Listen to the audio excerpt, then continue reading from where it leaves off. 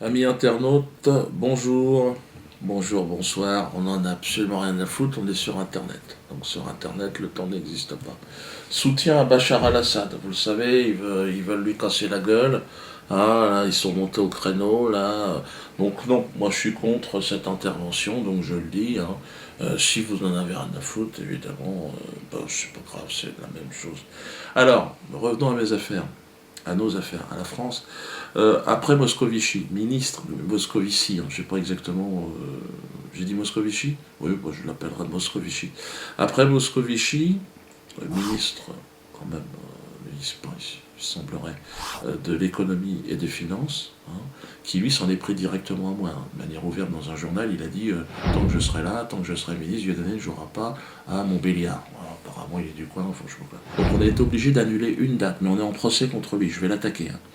Donc il veut m'interdire de travailler. C'est lui qui m'envoie, il signe de lui-même maintenant mes avis d'imposition, enfin ce qui m'arrive, ce que je dois payer aux impôts, ça arrive de lui-même. D'un côté, il m'interdit de travailler, et de l'autre côté, il me demande de payer des impôts. Alors comment est-ce que je fais Alors, à un moment donné, un juge va être obligé de lui dire, écoute, tu peux pas faire ça. T'as pas le droit de condamner quelqu'un à payer plus encore que ce qu'il doit d'ailleurs. Enfin bon, tu ne peux pas condamner quelqu'un à payer et en même temps l'interdire de travailler, ça n'a pas de sens. Hein. Donc Pierrot, tu déconnes. Donc on va être obligé de te conduire devant un tribunal. Hein, parce qu'il va falloir que ça s'arrête. Ah, bon, tout ça dans la bonne humeur. C'est mieux que de te donner une fessée, parce que ce que tu mériterais, je le sais, c'est une petite fessée. Hein, une petite fessée comme ça, hop, on te retire le truc, tac, tac, tac, sur tes deux petites miquettes, et puis peut-être que tu vas réfléchir. Bref, Moscovici, vous l'avez compris, il m'en veut, mais au gouvernement, c'est pas le seul. On a Manuel Valls qui s'y met maintenant. Manuel Valls, l'actuel ministre de l'Intérieur. Il est certes sur la liste, le 41e ministre de la Ve République, il va certainement dégager assez vite, on l'aura oublié comme les autres d'ailleurs. Si je vous demande de me citer un ministre de l'Intérieur sur les 41, de me donner. Il y en a. Sarkozy, toutes les fois, t'en as un. Jox, tu te rappelles un truc, mais. Et encore, moi je m'intéresse, mais j'imagine, la France, je sais qu'il y a des gens qui ne le connaissent même pas. Mais bon, il semblerait qu'il soit ministre. Mais entre-temps, il nous emmerde. Et il me menace ouvertement. Hein. Moi et Alain Soral. D'ailleurs, Alain Soral et moi, d'ailleurs. Donc regardez, c'est affligeant. Et ce combat, il va continuer. Quand un journaliste, Frédéric Aziza, se voit insulté, calomnié, sali sur Internet par celui, M. Soral notamment, qui a inspiré l'extrême droite, qui trouve de bien curieuses liaisons avec d'autres, je pense à Dieudonné. Cela veut bien dire que le combat n'est pas terminé et que nous allons le poursuivre parce qu'il en va de la République, de la liberté de la presse et de la démocratie. Nous serions, selon cet homme, vous l'avez bien entendu, une menace, un danger pour la République. Moi, Dieudonné Mbala, un humoriste, un bouffon, et Alain Soral, un écrivain polémiste, bon, qui aime bien faire chier le monde. Les gars, la République, elle est en sécurité avec une brêle pareille, vous imaginez bien que ça n'a pas de sens. Hein. Bon, vous avez constaté en plus la mauvaise qualité de son jeu d'acteur. Très très très mauvais. On dirait un acteur de film porno. A relaxed ass is a happy ass. But if it's a tight and unrelaxed ass, it's an unhappy ass. Il manque cruellement de charisme, cet homme, du fait, à mon avis, d'une absence totale de conviction profonde. Il est détesté par la police, d'ailleurs, il y a des policiers qui viennent me voir, regardez les policiers qui font des quenelles. Bad boys, what you gonna do? What you gonna do when they come for you? Bad boys, bad boys. Je suis obligé de se cacher, je leur dis non, ne le faites pas, parce qu'il va vous gueuler. L'autre, il me dit on s'en a rien à foutre, de toute façon, c'est un connard. Ah, un enculé, j'ai dit non, parlez pas comme ça. Parlez pas comme ça. J'ai dit parlez pas comme ça, c'est quand même le ministre de l'Intérieur, c'est votre responsable. J'ai dit je veux pas rentrer là-dedans. Alors, même si lui m'injurie quelque part, mais c'est à la justice de décider. Donc cet homme ne sert que ses propres intérêts, vous l'avez vu. Hein, ça on le savait. Et d'ailleurs, s'il est là, c'est certainement, à mon avis, parce qu'il n'a aucune consistance et qu'il ne risque pas de faire de l'ombre à sa hiérarchie. Les fabricants de billets de banque, et puis la LICRA. Vous savez qu'il est convoqué régulièrement à la LICRA, c'est Alain Jakubowicz, le président de la LICRA. Cet homme, Jakubowicz, qui a menacé mes enfants dans un tribunal. Hein, Et devant témoins. Hein. De toute façon, tôt ou tard, cette affaire-là va exploser. Alain Jakubowicz, lors d'un procès devant des témoins, a menacé mes enfants. On sait où ils habitent, on va s'occuper d'eux. Voilà le type de raisonnement mafieux, si vous voulez, qui porte préjudice aux Français et à la France et à la République. Hein. Porte plainte contre Jakubowicz pour ça. Parce que là, en ce moment, il y a beaucoup d'avocats qui viennent me voir. On aimerait vous rendre service. Je dis, bon, j'ai des affaires à vous proposer. Signez la pétition pour dissoudre la LICRA, je vous le demande. Parce que lorsque nous en aurons fini avec ce chef de la mafia, qui est Alain Jakubowicz, l'air sera beaucoup plus respirable. Donc voilà la pétition, signez-la surtout. Nous sommes près de 30 000. C'est énorme, c'est colossal. Sachez que là, nous mettons le doigt sur quelque chose qui va forcément créer des réactions. Doucement, doucement, on avance. Hein. Alors, pour revenir à Manuel Valls, il a quand même une capacité de nuisance importante. Hein. Même si elle est limitée dans le temps, il est là que pour quelques années, il va certainement disparaître, certainement dégagé avec l'eau du bain, comme on dit, hein, pour ne pas dire l'eau des chiottes.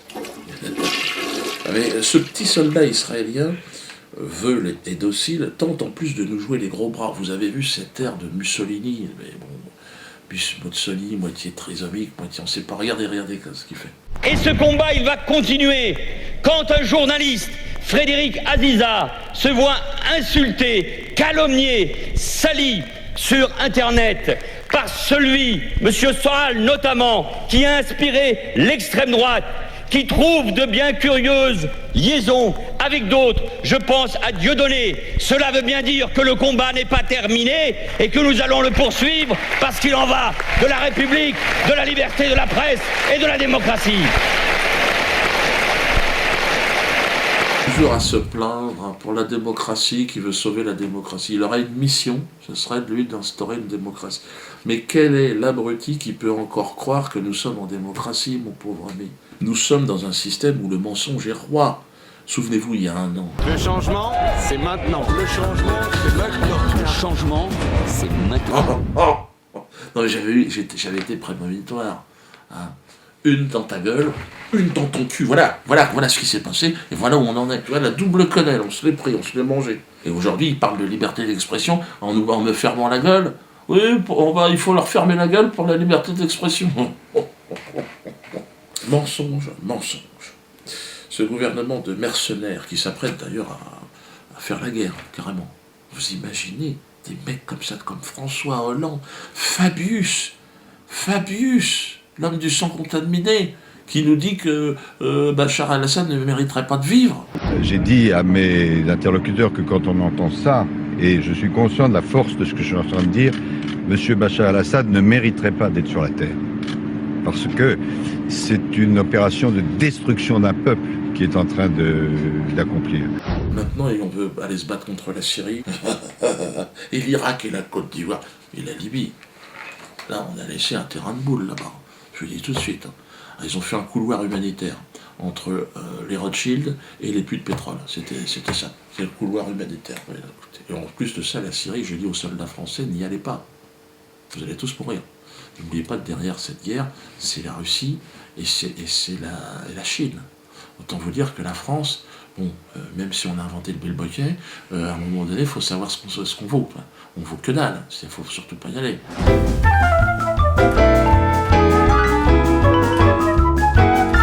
On prend pour des cons.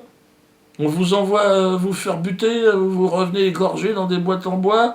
Parce que vous n'êtes pas préparé, vous êtes envoyé vous allez vous battre en Syrie. Eh ben franchement, hein, vous allez revenir dans des boîtes en bois, pas en chocolat. Enfin, et puis ça sera en plus toute l'équipe de la racaille qui sera là, qui va prendre dans vos bras votre famille.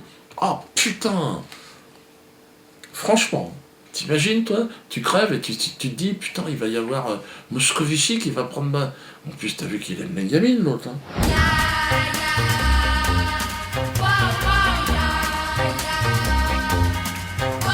Vous savez, comme disait le Mahatma Gandhiji, le Bapou, on l'appelait Bapou aussi. Mais ça c'est bizarre, parce que ça, Bapou, c'est bizarre. Et lui, il avait prôné cette organisation de la résistance à l'oppression gouvernementale par la désobéissance civile. Désobéissez dans l'armée, partout, désobéissez. Mettez un caillou dans les lentilles, votre grain de sable dans les rouages. Bon, si ça peut être un rocher, ne vous inquiétez pas, allez-y, lâchez-vous. Tout ce qui peut faire en sorte que ça foire est très très bon. Comprenez ? Parce que derrière, bon, de toute façon, ça ne peut pas être pire qu'aujourd'hui. Message à la population carcérale de France. Vous êtes en prison, alors pour beaucoup, vous l'avez mérité. Chut, tais-toi, ferme-la, tu l'as mérité. Mais vous devez aussi vous organiser. Vous savez qu'il existe aujourd'hui une possibilité de contestation. Contestation ouvrière carcérale, le COC. Ça, c'est un syndicat qui vient de s'ouvrir. Adhérez à ce syndicat, j'en suis le responsable de la communication. Hein, le président est Germain Gueff, vice-président Hakim Belloulou, vice-président encore Mohamed Abouzal, Sami Lamy, trésorier général Alfredo Stranieri, hein, on va dire qu'il s'y connaît, secrétaire honoraire Ilish Ramirez, secrétaire principal Pascal Germain, secrétaire et responsable de la décoration Philippe Abitbol. Et donc, je serai le responsable de la communication de ce syndicat pour les détenus.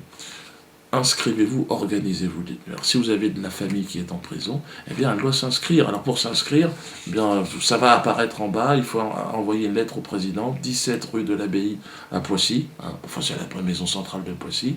Et c'est Germain Gueff qui va gérer tout ça. Vous vous inscrivez, pourquoi ? Parce qu'ensemble, vous serez plus fort pour faire respecter vos droits. Et puis il y a des petites quenelles en prévision, parce que quand vous êtes en prison, hein, vous avez un peu de temps, alors plutôt que de vous prendre la tête et de devenir complètement cinglé, autant participer aussi à votre manière à la révolution. Germain et Alfredo l'avaient montré avec le mariage pour tous, hein. Ils avaient mis à genoux la République, ils ont détruit ce qui restait de République. Lorsque le maire leur a donné ces deux criminels, ces deux assassins, un livret de famille, en leur disant que leur famille était exactement la même que ce jeune couple qui va s'installer un peu partout en France, 20-30 ans, pour faire des enfants, et être des vaches à lait du système. Donc n'hésitez pas, hein, vous qui êtes prisonniers, vous n'êtes pas pour autant des bêtes. Hein. Vous avez la possibilité de vous exprimer. Alors adhérez au COC. Comme le dit moi je suis responsable de la communication. Donc je dirais, baisse pas ton froc, adhère au COC. Ça sonne bien, ça devrait fonctionner.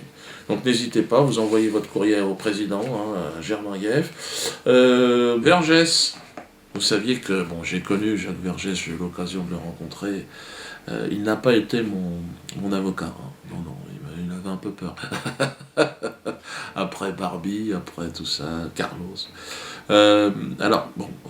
Vergès, moi je l'ai rencontré et je l'ai apprécié. On a mangé ensemble et je me suis déplacé à ses obsèques. Et il m'a été reproché d'y être allé en Bermuda. J'ai trouvé ça quand même extraordinaire, je pense pas que ça l'aurait choqué. Il faisait chaud, j'ai pas eu le temps de rentrer chez moi. C'est Andelat. Alors lui, il a fait toute sa carrière en essayant d'aller gratter chez les criminels et machin. L'autre, il a essayé de discuter de ça, puis de faire un billet, il te donne des leçons de morale. Comme quoi, ça lui plaît pas que je me balade en Bermuda. Mais je t'emmerde, Andelat, si je veux. Et j'irai à tes obsèques en string. Sache-le, je t'emmerde. Non mais enfin. L'autre, à chaque fois qu'il y a une affaire criminelle, l'autre il se frotte les mains. Ouais, super, on a buté des gosses, ils les ont violés, en plus c'est cramé, on va faire une belle émission. Et l'autre il me donne des leçons de morale parce que je me balade en Bermuda. Non mais tu te prends pour qui, toi ?